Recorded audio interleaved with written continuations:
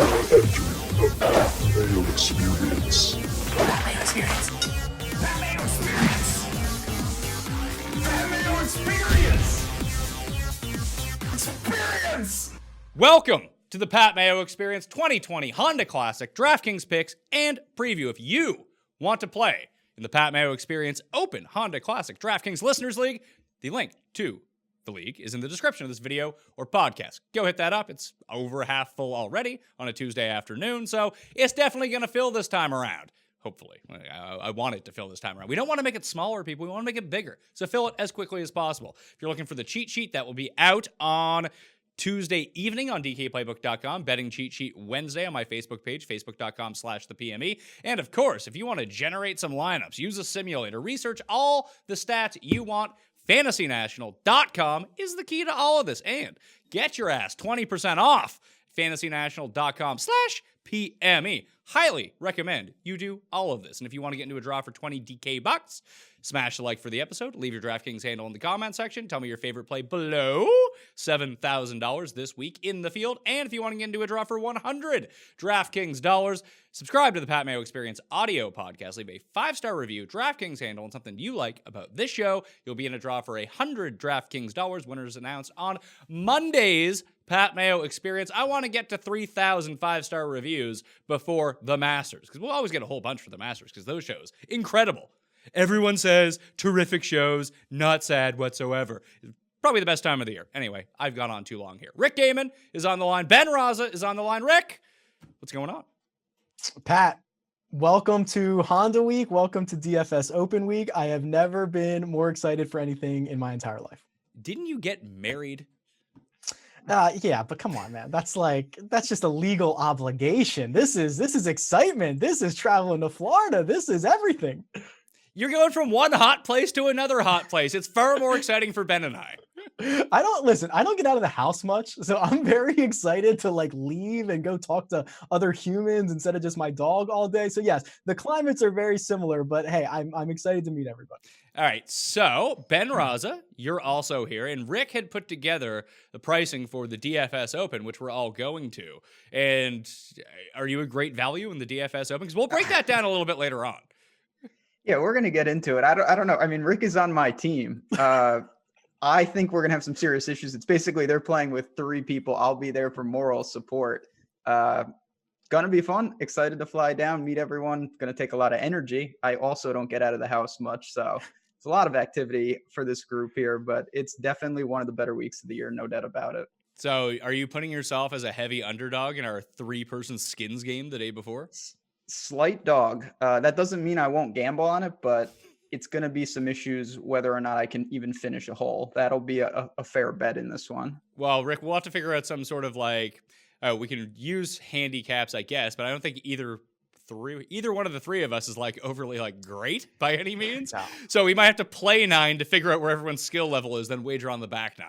Yeah, and I'll tell you what, Ben is working hard on these strokes already, right? He's been sending us messages like, oh, my swing, I don't know. I haven't picked up a club in 50 years. He's working hard for these strokes right now.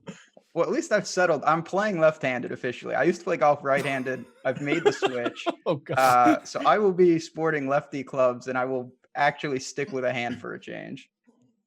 Well, that's terrifying. It's a good age to really switch which side of the ball that you hit from. Yeah, that's right. It's I've settled on it, so it's all uphill from here. I haven't hurt myself severely yet at the driving range. Maybe I will be a dark horse value. You never know. All right, well, let's talk about the guys in this field. The over $10,000 range on DraftKings for the Honda Classic. Tommy Fleetwood's the most expensive guy with Brooks Koepka in this field. So Tommy is 11.6, Brooks is 11.2, then it's Fowler at 10.8, and then Woodland at 10.3. So, Rick, I guess I'll ask you this first. Is Tommy the betting favorite and the highest owned or the highest priced DraftKings guy because he's just immensely popular on DraftKings every single week? People really like Tommy Fleetwood? I don't know. I mean, I guess that's part of it, but I also just assume that it is the fact that everyone is more down on Brooks, more down on Ricky after kind of what we've seen. I was stunned to see Tommy Fleetwood come here as the betting favorite and as the highest priced golfer on DraftKings, considering the fact that he probably needs to win the golf tournament. And I don't know if you guys have heard, Tommy has a little trouble winning golf tournaments. In America, it's like Louis. Like Louis, proven winner, can't win in America. What do you make of this, Ben? Like, it seems really strange to me that it would be Fleetwood over Brooks. Like, I'm still just trying to unwrap that in my mind. And I think it's going to lead to no one owning Tommy Fleetwood. That's right. That's where I wanted to take it. If you would have told me, and I was talking to you guys before a show, I did a show yesterday and we didn't have pricing. And I would have said pretty adamantly that Fleetwood, I would have had him third or fourth in the pricing probably. No chance I would have thought he would have been first. I think most people are going to be surprised to see him above Brooks, even with Brooks not playing great right now. So, he's going to garner some ownership because he's at the top, but it'll be a lot lower relative to what we see the top price guy in terms of, the ownership we see for them each and every week. Yeah, does that make you want to play him though? I guess is the thing. Like I think I could be talked into not playing any of the three top guys. I mean, I think I could do that, but I do like Fleetwood this week, played in the course in 2018. I think the game sets up well. And I do think at that point, you need a massive finish, whether he's 11-6 or 10-9. You have a little more wiggle room, but I think with the depressed ownership, it's actually pretty interesting to start with Fleetwood instead of going balanced. Do you think that most people are going to go balanced, Rick? Yes, which I don't think is necessarily the right thing to do. What we've seen, and especially like the optimal lineup last year, I think had VJ Singh in it. It obviously had Keith Mitchell in it. It had somebody else that is like in $6,500 range. So I think Stars and Scrubs is the way to go. I just think it's difficult when you actually start building these lineups and you have to go down and plug in a Scott Brown or someone like that. I think eventually more people will just start building balanced lineups. Like I'm looking at it right now, and this is very early ownership projections from fantasynational.com. Most people haven't even basically logged in and made their favorites yet, but out of a sample size of 700 people, and that's not bad. Over 4,000 lineups have been generated so far. I don't know who's generating their lineups this early in the week, but hey, here we are. Everyone seems to be gravitating towards Woodland and Fowler. And so in terms of the top four, the ownership would go Woodland, Fowler, Brooks, Fleetwood in that order, with Woodland coming in somewhere around 25%, Fowler around 18 to 20, Brooks 15 to 18, and Tommy at 10. Yeah, I'm not surprised. I'm really not. And I think that adds to, listen, the other thing, and we're going to talk about this, of course, you're talking extreme variance at all these Florida courses with the water. I mean, if you just look at the leaderboard from last year, all four of those guys, Keith Mitchell, Brooks, Ricky, and Palmer, they all got cut in their last appearance before last year. It's extreme variance when you're talking about all these hazards. So I think you can embrace some of the ownership game a little more just on that merit alone. Well, Rick, if you do that, and let's drop into the nines for a second then. So it goes Rose, Louis, Hovland, Im, Horschel, Lowry, and EVR at $9,000. Right now, it looks like Im and Horschel are going to garner most of the ownership here. Some people are kind of wishy-washy on Rose. And then in the 8Ks at the very top, Berger's going to have a ton of ownership. Instead of doing I don't want to use Woodland, I'll just go up to Fleetwood because he's going to be less than half the ownership. Would it be better to differentiate in this range and take your shots and build a balanced lineup that way of, let's say, Louis, Hovland, and EVR as your team instead of the really chalky guys? Yeah, sure. I don't know if it's those guys specifically, but I like the idea of fading Billy Horschel, who in a vacuum is fine. He's coming off back-to-back top 10s. He's had pretty good success here, but he's just a very streaky player. He increases the variance in your lineups. So if he's going to be chalky, I'm going to obviously take an approach that's hey, if he goes and on number 6, yanks one ball into the water and misses the cut, you're one shot away or two shots away from missing the cut here very, very quickly, that I'm trying to avoid guys like that. So I'd avoid Horschel. I'm a little bit more lukewarm on Justin Rose than most, I think. His recent PGA Tour form hasn't been great. He's lost strokes in his last 4 measured events, but still has the 2nd place in Singapore. He still has the 5th at the Hero World Challenge, which I know is only an 18-man field, but it's a pretty good 18-man field. So we've at least seen signs of life from Justin Rose, who, I don't know, might be the 3rd, 4th best player in this field. Yeah, I mean, you could, outside of Brooks, Ben, you could probably make the argument that Justin Rose could be the 2nd best player in this field. Yeah, no doubt. I don't worry about Rose too much either. Listen, a slow start, it's not ideal, but he's also sub 10K in a field like this. If he was playing a little better, he would be where Fleetwood is, and he'd be more popular. So I don't mind that. Listen, if either of you know, if you've ever seen anything like Louis strokes gained from last week, Yep. I certainly haven't. Lost 13 tee to green, gained 9 with the putter en route to a 51st in a small field. It's Louis. I don't really read much into anything. He's going to be the least owned of these guys, as he should be. I'm not really there, though. For me, I'm with Rick. Fade Billy Ho. I like Sunjay. I like Rose. I like Lowry a lot in this. And I think that if we're going to try to embrace the variance a little bit, that if it's going to get blustery and windy or it's soggy on the course, and you just have someone who can kind of play with the elements, like his ball striking was not necessarily like on point to win a tournament last week in Mexico, but it was still in the positives. So I actually like Shane Lowry a little bit here. My only concern with Lowry is probably the short game. This is a course that getting up and down for par is going to be a good score a lot of the holes. I mean, there are stretches of holes around here that are some of the most difficult stretches on the PGA Tour. This was the 5th hardest course on tour last year. So you're going to have to get up and down. Lowry around the green, on the green, a little bit scary for me. He's a streaky guy when it comes to that kind of thing too. Like he can, as we've seen, almost like Woodland at the U.S. Open. We've seen it a bit more out of Lowry in the past. That he can just get really hot with the putter all of a sudden. Like strokes game, short game, adding around the green and putting into one over the past 24 rounds. I believe he's 3rd in this field, which I found to be somewhat surprising. And when I filtered Fantasy National to best players on hard courses, he was number 1. Yeah, that is surprising because, and I think you're right. It's not the fact that he's loses. There's different ways to lose strokes in places, right? You can lose a little bit every single round, or you can lose a lot one round, gain some, lose a lot. Like there's different ways to get there, and Lowry kind of does it in a different way. Yes. So Ben, of the 9K, I mean, we didn't even really kind of come down concrete on the 10K guys. Like objectively, Woodland is my favorite, but I don't seem to be alone on that. And every time that Gary ends up being everyone's favorite, he misses the cut. Yeah, I don't. Woodland would be last of the 4 for me. That's factoring in what I think will be the most popular tag. I'll take any of them. Fleetwood would be the preferred target. And then when we look down, Lowry is interesting.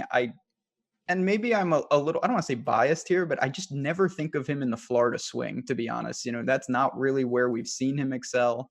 I think that's a pretty noisy comment by me, but at the same time, I don't know if going to the Bermuda greens and just these courses in general is really where I want to pay 9,100 for Lowry. Missed the cut at last year's Players Championship. Missed the cut at the API a year ago. The year before that, he was 46th at the Players. 49th at Honda, 49th at Valspar, missed the cut, and he's basically bleeding strokes in all of those on the green. So maybe you are onto something. He's played this course. At least he's made the cut both times that he showed up and played PGA National, at least the last 2 times. So there's just something about him that if it's going to be difficult, and we know that it is, I think that you're getting some win equity from him because he tends to win in these more difficult tracks over birdie fests. No argument there. To me, I'd rather bet him than play him in DFS. Maybe, I mean, I did bet him at 40-1. Maybe that's the way that I approach that. I'm thinking about doing the same thing with Sam Burns this week, too, that I bet him at 125-1. I haven't even looked at his ownership projection. I assume it's 100% because everyone loves Sam Burns this week. Yeah. He's an LSU guy, is he not? He's a Bermuda specialist back from the ankle. It's going to be that type of week. I think people with the change of grass is going to look heavily to Bermuda guys. Michael Thompson is a name. I mean, there's some crazy guys that people are going to go to. Rick, how about this? Brooks at the Genesis ended up coming 43rd. He lost over a stroke around the greens, over 2 strokes on the greens. The ball striking was actually really good for him. Are we just like being stupid and not using Brooks? Maybe. I think in general, Brooks is going to get right in a big way. I think what gives me the most pause is he himself came out and was like, yeah, my knee's not 100%. And I don't know if it's ever going to be 100%. And I was like, what did he just say? Did he just admit to that? Like in front of everybody? And he said the quiet part out loud. So I guess that's the concern. I am generally a guy who likes to be early. I'm probably going to be late on Brooks because I need to see a little bit more. His short game has been brutal. His putter has been pretty bad. I need more signs of life before I hop back onto Brooks. I think this might be a spot where, like I said, I liked Woodland. I don't love that ownership. I think Brooks might end up being the guy that if I do go to one of the $10,000 guys, it might be him, and I probably don't need a ton of it. Like if I play a fourth of my lineups with Brooks, I mean, he did come second this tournament last year. We know that he's Brooks, and if there's going to be a guy to be early on, it does seem like he can kind of win out of nowhere when you're not expecting it. Like, oh yeah, Brooks is only saving himself for the majors. Oh, he just won this WGC. Okay, he could do that this week. I mean, the thing is, even if he's not 100%, like 85% Brooks is probably like the fourth best player in this field. So yeah, I do see the merit there. I'm going to give it one more week and see what happens.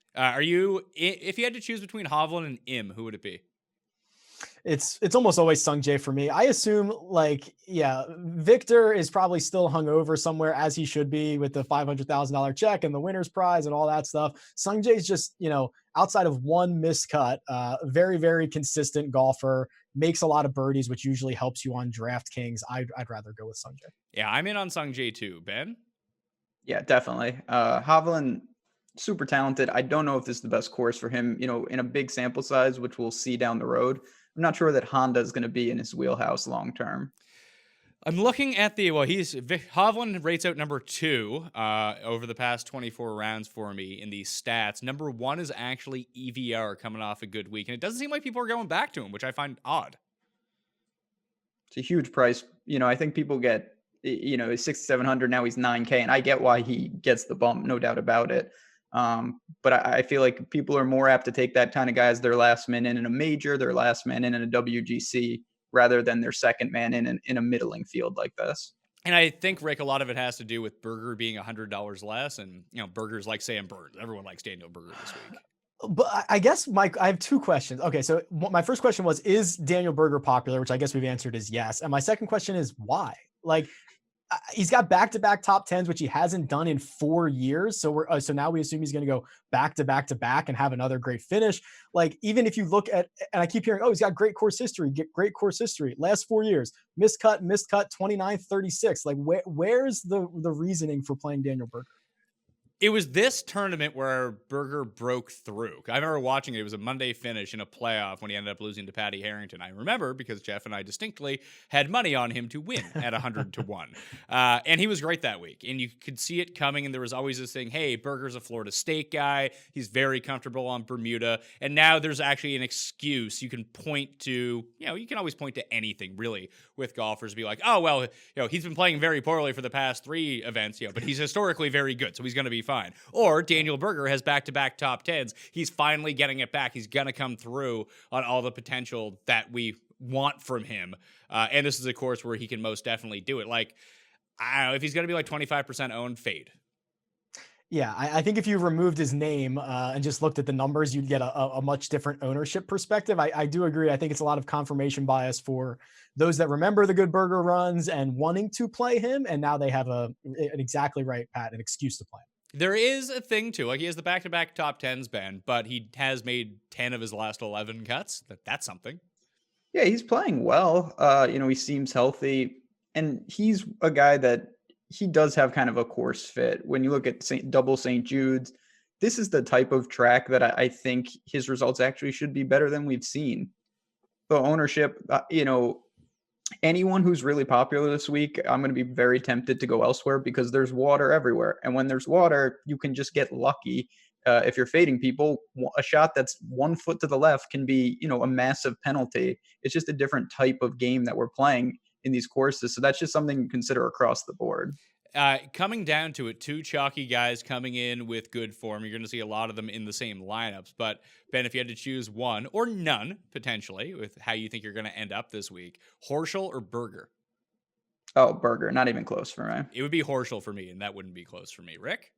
Yeah, I'm going with Billy Ho. I don't think it's that close. Seminoles versus Gators. There we go. Okay. Yeah, Florida guys. How could anything go wrong? No, of course not, right? It's just lock it in. Yeah. So before we jump into the $8,000 range, and Rick, you do the reverse where you do the regression modeling and see what really ends up popping out. But from my, casual amateur research that I've really dug into this, it does seem like bombers do really well at this course, and that's not something that you would expect. Yeah, I mean, we can talk about the distance thing for another couple of hours, but you're right. I mean, distance is important everywhere. We've seen guys who bomb it do really well here, and then really, it's a very basic regression model for this week, or the results are very basic. It's strokes gained approach, it's strokes gained off the tee, and it's to Ben's point earlier. If you miss some of these fairways by a yard, you're wet. If you miss on your approach shot, especially when they start tucking the pins later in the day, by a yard, you're wet. There are just big numbers lurking everywhere. Having these super exact, precise guys getting the best of the best, obviously, like, it makes sense, but it is so much more important this week. $8,000 range. And when we talked about differentiating your lineup and embracing some of the variants, I think this is where you might want to go, because it does appear like a lot of people in their balance builds, like the balance that they're getting is going to be Berger at the bottom of, like, he'd be their third guy in with two $9,000 guys. Then all of these other guys go almost completely unowned. So you have Ben Ann at 88 coming off just a terrific putting performance in round one in Mexico. Neiman, Poston, Poulter, Palmer, Connors, Charles, Luke List. Like, that's the entire 8K range, along with Griot at 8,000. And they don't seem substantially better than the guys in the mid $7,000. But the one thing that it's doing, at least by early ownership projections, is just no one's taking these guys. So, like, people will own Ben Ann because everyone says they're going to quit Ben Ann and then never end up quitting Ben Ann. And then they're shocked when he misses a 2-foot putt. But, like, I'm looking at, like, Ryan Palmer or JT Poston or Ben, your guy, Griot. Can you do it after a decent week in Puerto Rico? I mean, I didn't play him last week because I didn't play Puerto Rico. That is why we saw him from the clouds. It looked, from what I could tell, that he actually putted okay. I honestly don't know. People say that Bermuda is good for him. He's an incredible ball striker. I'll have some, but I don't feel confident. The guy I like is Ian Poulter, of all people. I'm sticking with the villain role. We got Reed, we've got Poulter. He's a guy, not that he's a Florida guy, but he's certainly comfortable in Florida. He's played all these courses a ton. I think this fits exactly what his game wants to do. We saw the success at the Players. 8,500 is not going to garner interest. We haven't seen him really. He waited to get in WGC. He did not. We saw him during the Middle East swing. I think he's a dark horse actually to win the tournament. I like him a lot at 8,500. Okay, so Rick, 3 starts for Ian Poulter so far in 2019. He missed the cut in Abu Dhabi, came T16 at the Omega Dubai Desert Classic, and was T17 in Saudi Arabia. So he's not playing poorly. So obviously he got the rust off, and then he was fine.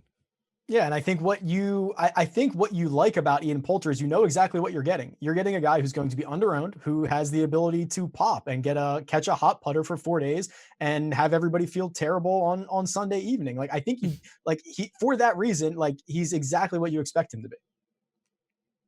Just trying to see where he ends up rating out. I did that sorting by difficult courses.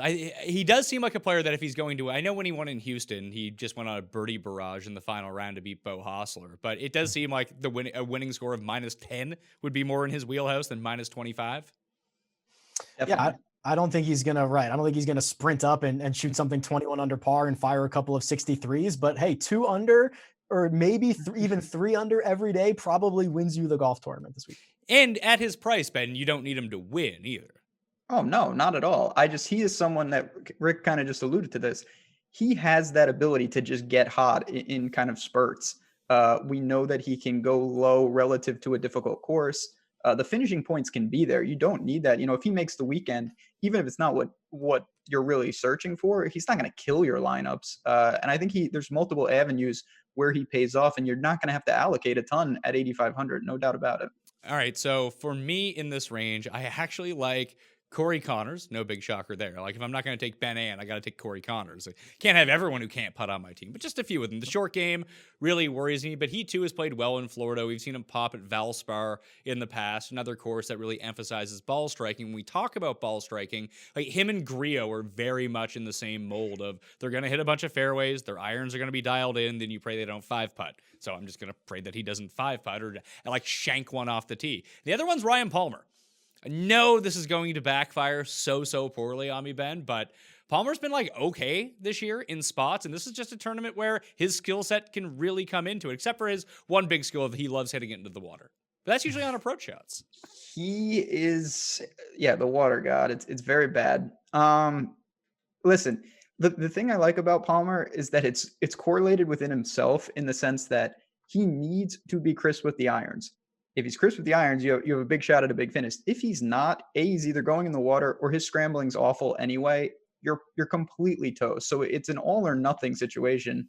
I don't mind guys like that. You got to do it in spurts. You don't want to pair like 3 Ryan Palmers on the same team because one of them is going to clip you. But I see what you're going for there. I just have a difficult time wondering how he avoids the trouble because that's going to be a serious issue.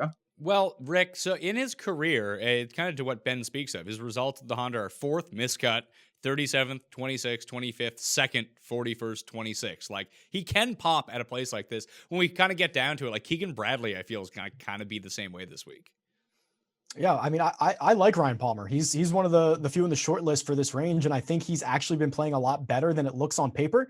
If you remember, he finished 4th at the Sony, but he had to hit that like 3-wood out of a soggy bunker on 18 because he thought he was like 1 shot behind or whatever. He ends up hitting it out of the stadium and makes a big number there.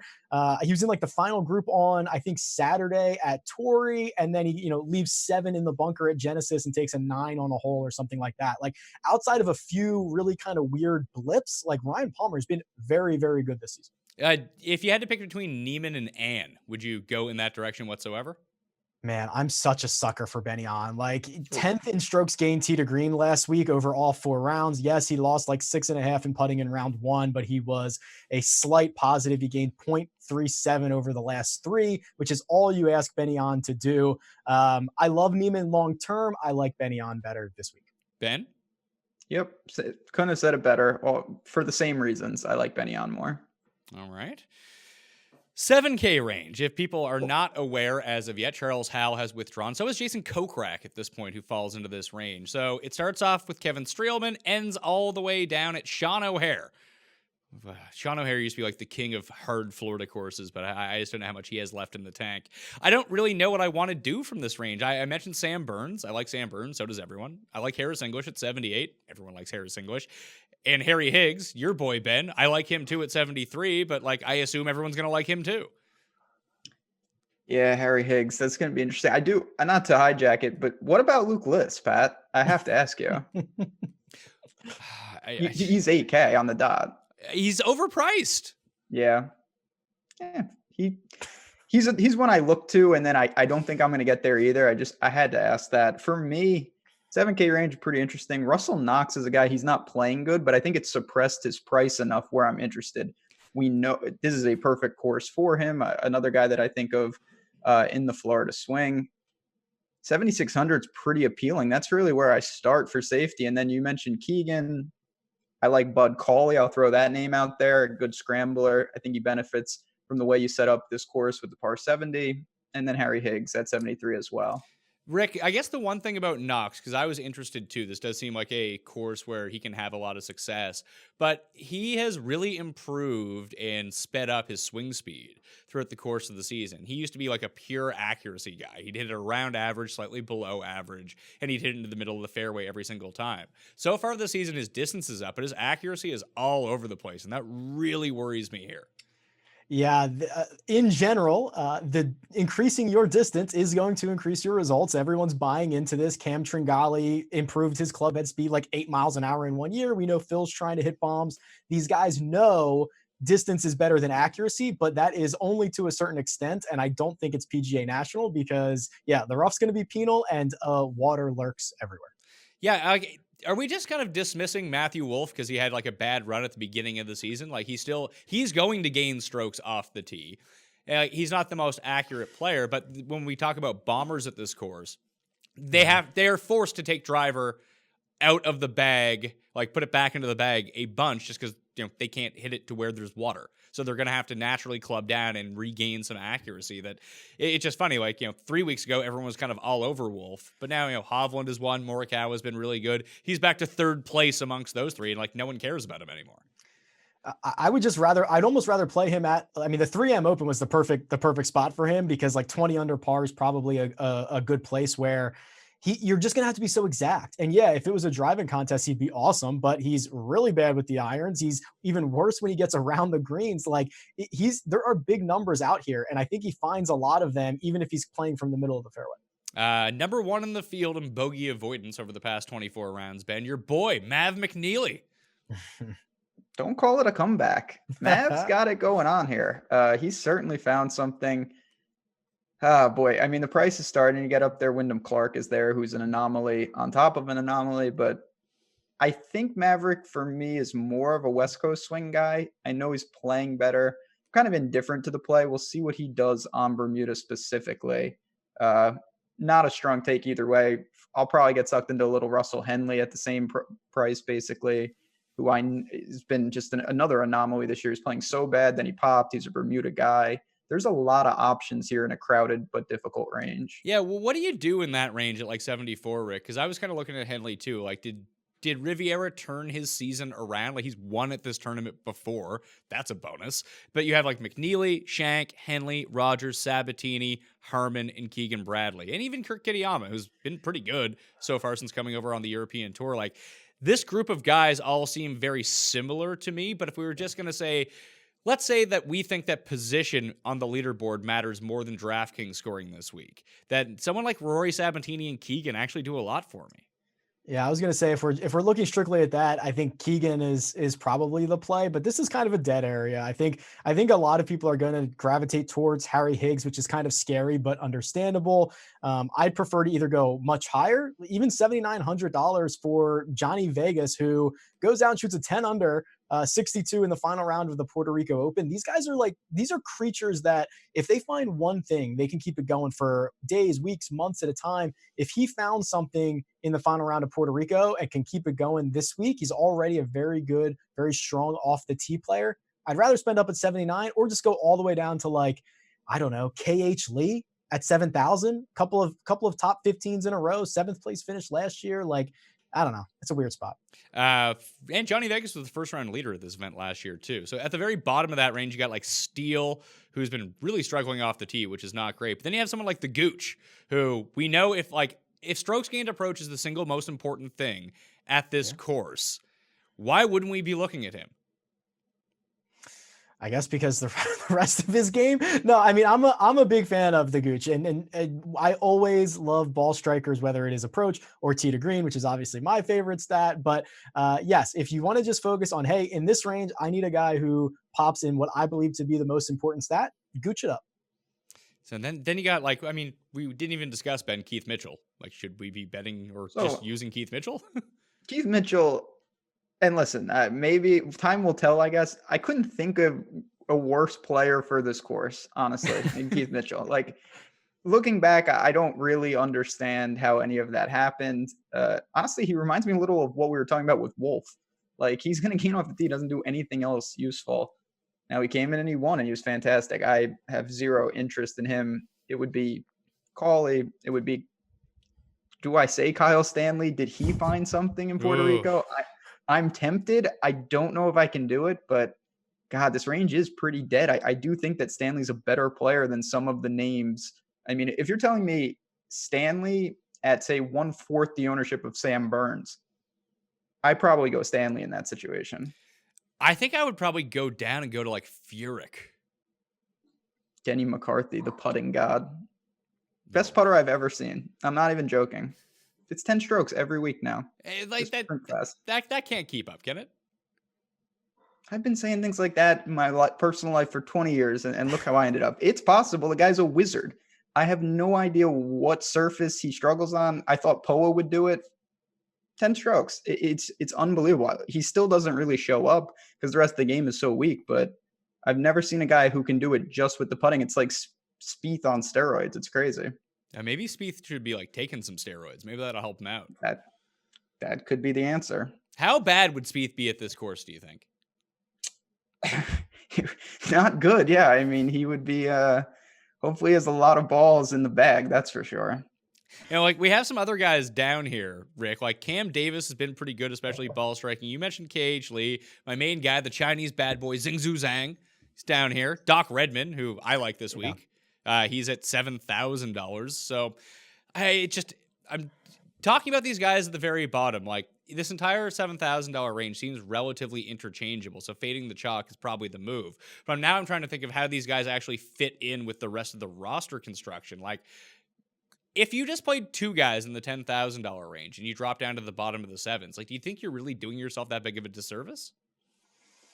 Man, good question. I mean, compared to the top of the sevens, you're right. It's probably the same thing. When I get to this range, and I almost always default to Doc Redman because he's always priced with these other jabronis, and he gains both off the tee and on approach in kind of a big way. So I default to the ball strikers, but I agree with you. There is no discernible difference between like the guys at 7,000 and the guys at like 7,800. So save yourself the bucks and go get, differentiate yourself at the top.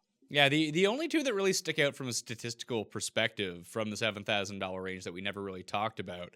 One is inventor of basketball, Matthew Naismith, and the other one is Von Taylor, who just kind of rips up this course. Oh, sorry, Ben. I thought you were going to go on Von Taylor there. Boy, it's funny you say that, though. I feel that same way about the sixes. Like, there's a couple guys, and we'll get there, at flat six that I feel the same as like 6,800. Okay, well, let's do it then. Hit me with your guys. Chesson? I mean, yeah, Chesson, he's one. I don't mind him at all. I think people are going to play Effie Barnrat. I get it. I see it. Chesson Hadley, he can get hot. He showed some things actually surprising for me at Pebble, playing pretty well.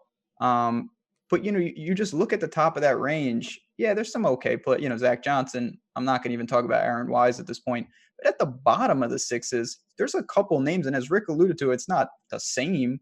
But like Vijay Singh hung in last year. This is a weird course. You're going to see some weird guys stick around and some real cheapies probably be on the leaderboard at the end. Rick, who do you like from the 6K? Because Chesson was going to be my guy. It does seem like people are gravitating towards Hoagie as well. Yeah, I kind of had two earmarked, and it was neither one of those guys.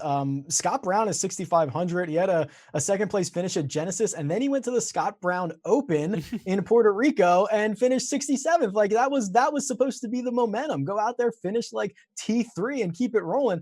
But he's got two top 20s in his last 4 starts here at the Honda. He hasn't missed a cut in 4 years. Like I'm not comfortable playing really any of these guys, but I think I'm more comfortable playing him. And then the other guy is Joseph Bramlett. So he was the special invite to the Genesis a couple of weeks ago, which was Tiger's event, and he's been playing well. He is 60. Where is my guy? 6,800, 6,700, 6,700. 18th at Pebble, 9th at the Puerto Rico Open, 51st in that really tough field at Genesis. So those are the two that I just kind of had little check marks next to. The simulator on Fantasy National really likes Cameron Percy as like the longest shot of, not great odds, but I think he's listed like 250 to 1, and he's like 29th in overall odds if you just compare all the holes. And I have no real take on Cameron Percy other than he's Australian and just use Australians. The simulator knows it's the year of the Aussie, right? He'd be like the 5th or 6th Aussie to win worldwide this year. So yeah, they must be seeping into the sim. Yeah, the other one is just for me, just thinking about it, it would be Zach Blair, 18th, 21st, 55th, 63rd. He's made every cut he's played so far this year, and this does seem to be a better track. Someone had mentioned Luke Donald to me. I think it was Feinberg. And I had used him at Pebble a while back, and this would seem like a very logical place. But I don't think that those two courses have that much in common. I think you do need to have a modicum of distance here in order to get away with stuff. He's so bad off the tee, and Pebble kind of masked that a little bit, not to the point where he won or anything, but he ended up making the cut. But he's just bound to hit into the water a bunch here, isn't he? Yeah, no Luke Donald for me. I'd rather go. I've been playing this guy a little. I'm sticking with Jason Duffner. 6,400, starting to make some cuts. It's losing on the greens. We all know that. The off the tee can be masked to an extent. He's actually been scrambling pretty well, probably unsustainable, but I think Duffner makes another cut, and at 64, he opens up a decent amount of salary. Duffner lost over 9 strokes putting at the Genesis. He did, and that's not what I'm looking for. So if he doesn't do that, we'll have a better outcome here. 9, my God. He's made almost every. He missed the cut at Sony, but he's made every cut since, and one of them was at Farmers, and one of them was at Genesis, which is really surprising. Yeah, that's kind of where I'm coming from. I think this is the best course that he's seen, and he's been making cuts at places that I really didn't love the setup for. Rick, any take on Brian Stewart? This just when you say Honda short course, it seems like a Brian Stewart course. Yeah, that's fine. I'm not running to DraftKings to get him into my lineup. I'm kind of just lukewarm there. Yeah, I think that would be fine. Yeah, 10th at RSM on Bermuda, 53rd at Sony on Bermuda, 23rd at the Genesis. Oh, putting. That would be why. Yeah, I'm really struggling from down in this area. Like my guy Hubba Hubbard, he's down here. Ben, your guy Chase Seifert, you got any take on him? You were right last time about him.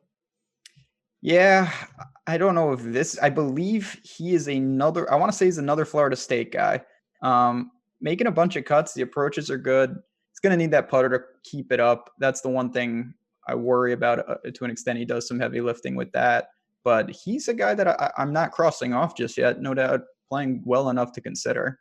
I'm going to throw Cam Percy into my player pool at $6,500. The stats are telling me, and I always avoid them, and then that guy ends up being good. So now, of course, this week he's going to be an absolute disaster, but ranks out over the past 24 rounds 11th in my simulation. 7th in approach, 7th in ball striking over that time. See how that goes. Could either of you stomach flat min Chris Kirk? What's he been doing since he's come back? I assume nothing. That's why he's the league mid. It's like Jamie Lovemark. I looked at Lovemark, who apparently plays hard courses really, really well, but he's not good. No, yeah, Kirk's been struggling. The strokes gain look better than the results. That's the one thing I can point to. He's not getting decimated. He's just not making the cut either. The 6K min guys, going back to the Sony, they've combined for like 5 made cuts in like 30 attempts. It's just been a lot of red. Chris Kirk, no different. Vijay Singh, no different, although he does have a 6th in his last 2 starts here at the Honda. And then since Ben brought up one of your guys, Pat, in Luke List, your other boy, Satoshi Kodaira, is the absolute min. I thought you were going to say Si Woo, who had a very unenthusiastic woo in that cameo. That was so low energy. Yeah, low energy woo. It's not going to be good. It's not going to play in the state of Florida. I don't know what to make of Kodaira. Like his best finish in the past year is like 66th. Yeah, at the Sony. Yeah, it's been really bad. I mean, all these guys are the minimum price for a reason. Tank Lebiota's down there. I think I know I just keep saying this. Eventually I have to be right. I'm pretty sure he's a Florida guy too. I don't know. I don't think you need multiple, but I wouldn't mind taking one just to unlock like a Fleetwood Brooks combo maybe. I think you could probably do that with like Cam Percy and Chesson if you really wanted to, or Scott Brown like Rick mentioned. Yeah. Or Duffner. Yeah. It's interesting. I gotta reverse engineer this in my mind. Burgoon has been the best in the bear trap of anyone in this field. Oh, that's interesting. What do you do the other 15 holes? I assume nothing, but I just saw that he's gone 10 rounds without making a bogey in the bear trap. That's actually very impressive. That's like I saw Michael Thompson hasn't hit in the water here in like eons somehow. Michael Thompson has won this tournament before. Yeah, that's disturbing on multiple levels. But good for him. It's been a real bad run with the irons for old Burgoon in 2020. He went 11 consecutive events gaining on approach, and so far in 2020 he has lost in every event. Jeez. Michael Thompson came in 2nd in a major. Didn't know that. When was that? He came in 2nd at Olympic Club when he lost to Webb. Oh, when Furyk put it into the woods? Yeah. Yes, same one, but I didn't even know Michael Thompson was in that tournament. Never mind 2nd. I mean, he needs to qualify for it this year. Then we can bet Michael Thompson at an Olympic Club. We are discovering things on the fly here. Let me see here. Dylan Fratelli. Dylon. God, he's been bad. Awful. Oh, my God. What happened? He won. It went to his head. It's same for Tyler Duncan. Tyler Duncan won the RSM and has basically not made a cut since. I mean, he's made like 2 and has a bunch of 64ths, but like I don't know. These guys cash the check, they get their job security, and it kind of goes away.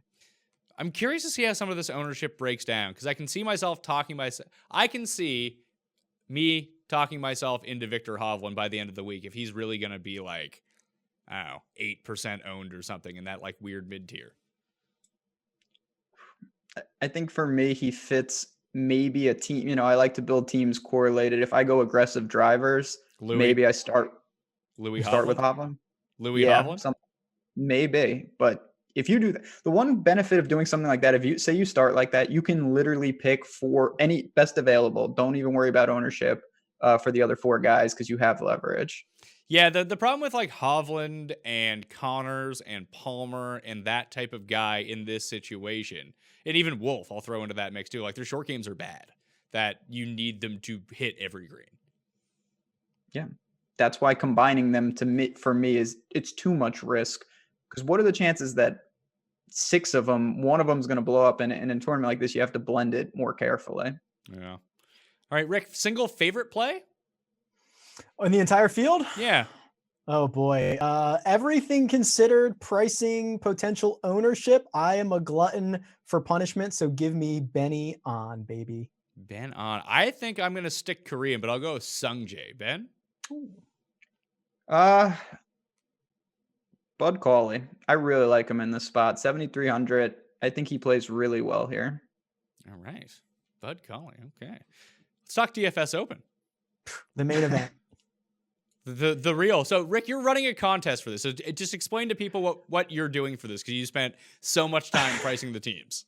All right. I don't know how I got looped into this, but I volunteered because, the people who were not going to be at the DFS Open obviously wanted to be able to follow along, gamble a little bit. So what I've done is I've assembled all of the handicaps for the golfers, assuming that you guys have been honest on them. And I assigned pricing to each one of the teams, and it's set up very similar to DraftKings. You're going to draft 6 DFS Open foursomes, staying under $50,000. It is a $20 entry, and it's all going to the First Tee. That is the organization that we're supporting for charity this week. So everything goes to the First Tee. We've got prizes like first prize is going to get you a DFS Open Players swag bag. So all of the sponsors are putting things into a swag bag for all of the participants. We'll send you one of those. Others have donated, like a dozen Pro V1s. Gup is donating a head cover. I'm throwing in some DFS on demand membership. So it's just a way for us to kind of follow along, have a little fun with this, and raise money for a good cause. All right. So when you did the pricing, how much do you think that people were like fudging their handicaps? I assume quite a bit. So I kind of took that into account. I tried to do a little reconnaissance on myself. I was like, there's no way, like I've seen that guy swing. There's no way he's a 13 or whatever. Let me send a couple messages and see what's going on. So I tried to do a little manual adjustment. I don't know how good of a job I did, Pat, because literally after I posted, 22 teams, every single person was like, oh, how can I be 6,200? We're the best value in the whole field. But 22 teams can't be all of value. Yeah. So, and Ben, you went the other way with this as you continue to downplay expectations that you're probably like overpriced despite being close to the min. That's right. When everyone zigs, I zag. Everybody thinks, oh, like I'm the biggest steal. I can't believe we're not the min. I'm not going to lie. Maybe we have some ringers that I don't know about. I hope that's the case. It's going to be interesting. We were talking before the show. The one thing, and Rick, you said this, and I agree. It's interesting, and we'll see with these teams. Even if you're not a great golfer, if you can do one thing pretty well, you're going to be a huge asset. Like you don't need to hit off the tee if you can putt really well and help the team that way. That doesn't apply to me, but for the other people, that could be really useful. Yeah, so you guys got the ring. You got Reed Fowler, the ringer. We'll see. Rick, you said Reed put in that he's like pretty good. So I'm curious to see this. Yeah, we're working off Reed with a 12 handicap, and Reed looks like an athletic guy. So it's myself, Reed Fowler, Josh Culp, and Ben. We are $6,600. Ben input his own handicap as like 50 more than whatever the highest is the exact quote. So I gave him like the highest possible handicap, but I don't know. He's right. If you're like a 30, but you can bomb it, you are incredibly valuable in this situation. Yes. I've just been around my office chipping and putting. Be like, if I can just make a few 15 footers, like 30% of them, I feel like I can be an asset to our team. Because between like Feinberg's a bit better than me, but like we're not great. Yeah, I mean, and some people have been sending me messages like, so I guess the $7,000 team of Brian Snow, Josh Burkett, Scott Limbach, and Melinda, who are, I think, the Gups Corner crew. Apparently, that's Brian is big bucks, no whammies, and apparently he's like a scratch golfer, so that could be pretty handy. Also, I don't know anyone's real name, is what I found out doing this. You don't even know my real name. That's the big cover up of all of this. Oh, come on, spill the beans, Pat. Yeah, maybe Pat Mayo is just a stage name. Who knows? Alias. You'll have to steal my passport to find out. That'll be easy. Yeah, Get you drunk, steal your passport, no problem. yeah. Game. Well, but the three of us are playing together. Maybe what we should do as a proof of concept for the PGA Tour is live stream our round to show how easy it could be. Big time in on that. Yeah, we will. There will be more coverage of the DFS Open than probably before the coverage starts or even when the coverage starts on the PGA event. I guarantee it. Yeah. So Ben, the problem I guess with streaming our round is going to be like I'm going to be in the woods the entire time. At least you said you could hit the ball pretty straight, so you'll just be like waiting in the middle of the fairway while I go looking for the balls. And like Rick, are you a righty or a lefty? I'm a righty. You're a righty. So do you slice the ball as viciously as I do? Oh yeah, I luckily have a one-way miss. It is very far right. Okay, good. So we'll be looking for our balls together then. I won't see you fellas because I hit it pretty straight, and when I don't, I certainly slice it. But it's the other way, of course. Well, now that you're a lefty, all of a sudden, of course. Yeah, I mean, maybe you know what? If I get frustrated, I'll take one of your clubs. I'll start playing right-handed because there's not a big difference for me. It really doesn't matter. There's the level is only down, not up. Yeah, I mean, I am like in sports that I actually play, like, basketball. I played lacrosse growing up. I'm ambidextrous. It doesn't really matter. I can do things with both hands. But golf, it's an equal struggle. So that's probably problematic. Oh, you played lacrosse growing up? Did you play real lacrosse or that like country club lacrosse they play in the US? Real lacrosse. I got the scar on my face to prove it. Lacrosse where I grew up is huge, big hotbed. It's like the only sport. I didn't know people played baseball because everybody plays lacrosse. That's interesting. No, when I say like the difference between real lacrosse and like the other lacrosse, I don't consider field lacrosse a real sport. Box lacrosse is where it's at. Oh, no. Okay. So then I played fake lacrosse. Box lacrosse. You played country club. You played the polo of lacrosse. Yeah, it was a good time. Good time. Lacrosse is great. Great sport. They should have DFS for it. Yeah, I don't think that would be super popular. It'd be like when they tried to do CFL DFS. Could be problematic again, yeah. All right, guys, I'm looking forward to seeing you. This is going to be fun. I'm excited now. I get all fired up for this. Yeah, this is going to be great. I'm excited. I'm terrified. This is going to be awesome. All right, Ben, tell everyone what you got going on the rest of the week for Honda before you go and play some golf. That's right. I was going to say, so Tuesday, 2:30 Eastern, me and Fantasy Golf Man will be breaking it down. What projections, ownership, all the tools over at Awesemo. We already had a video posted yesterday. You can use the promo code JazzRaz, 50% off that first week. Come on in. Like I said, a lot of exciting things. We'd love to have you as part of the community. DFS on demand. Now I fuck this up every single time. DFSondemand.com, correct. Not RickRunGood.com, but RickRunGood on Twitter now. That is all correct. Actually, the dirty little secret is rickrungood.com will take you to DFS on demand. So I got a contingency plan in place for this. But yeah, if you want to get in the DFS Open contest, I've been tweeting about it. The information's on my Twitter, or you can go to my, Rick Run Good YouTube channel. The DFS video has all the information to get into that. So head over there. It's for a good cause, and it'll be a great time. And it's going to be fun, like you said, when people can watch more shots of their DFS Open DraftKings team than the actual DraftKings team they have for the Honda. Yeah, it's going to be a blast. So good luck to everybody. And I hope you're not all sandbagging me and making me look stupid on these salaries. I don't think it really matters. Everything's for charity anyway. Like, I'm not. I haven't played since I think I played with Moose at Hale. Like, Moose's team is going to like run train on everyone. It's going to be like ridiculous.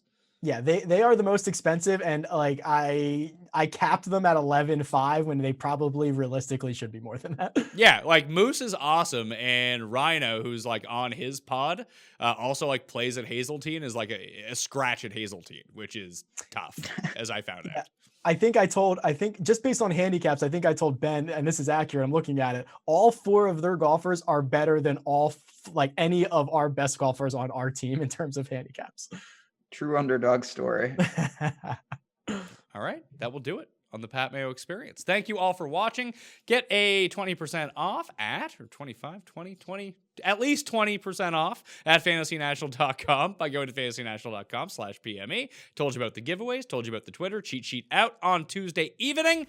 That'll do it for me. Good luck with the Honda Classic. I'll see you next time. That Mayo experience. Experience.